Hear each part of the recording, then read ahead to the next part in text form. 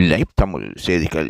தொலைக்காட்சி ஒன்றில் மிகவும் பரபரப்பாக ஒளிபரப்பப்பட்டு வரும் நிகழ்ச்சிகளில் முக்கியமான நிகழ்ச்சியாக சரிக்குமப்பா நிகழ்ச்சி பார்க்கப்படுகின்றது.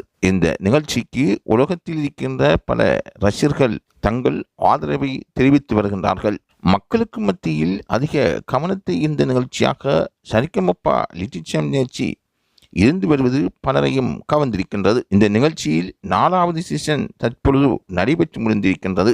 இதில் பல விறுவிறுப்பான சம்பவங்களும் சுவாரஸ்யமான சம்பவங்களும் நடந்து வருவது பலரையும் ஆச்சரியத்துக்குள் ஆழ்த்தியிருக்கின்றது. இறுதிச்சுற்று போட்டிக்காக ஏற்கனவே கெமேந்திரா, யோகசி, ஸ்ரீமதி, திவினேஷ் போன்ற 4 பேர் தேர்வு செய்யப்பட்டிருந்தனர். கடந்த வாரம் ஓல்ட் இஸ் கோல்ட் சுற்று நடைபெற்றிருந்தது.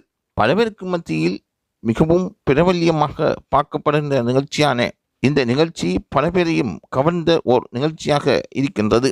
இதேபோல் சினேகா, வரலட்சுமி, பாபா பாஸ்கர் இணைந்து நடுவர்களாக பணியாற்றி ஒளிபரப்பாகி வரும் நிகழ்ச்சி டான்ஸ் ஜோடி டான்ஸ். இந்த நிகழ்ச்சி புதுமையாக அறிமுகப்படுத்தப்பட்டிருக்கின்றது. இந்த வாரம் சரிகமபா லிட்டில் சாம்பியன் நிகழ்ச்சியில் டான்ஸ் ஜோடி டான்ஸ் நிகழ்ச்சியானது இணைந்து மகா சங்கமம் நடைபெற்றிருக்கின்றது. இந்நிகழ்ச்சிக்கு சிறப்பு விருந்தினராக வரலட்சுமியின் கணவர் மற்றும் அவரது அப்பாவும் நடிகருமான சரத்குமார், மிர்ச்சி சிவா, பிரியா ஆனந்த் உள்ளிட்ட பலர் கலந்து கொண்டிருந்தனர்.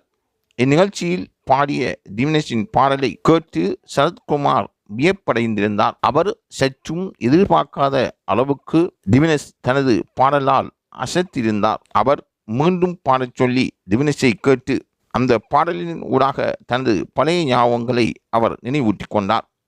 அந்த அளவுக்கு திவினேஷ் கொடுக்கின்ற பாடல்கள் பலரையும் ஆச்சரியப்பட வைத்திருக்கின்றது என்றால் அது மிகையாகாது.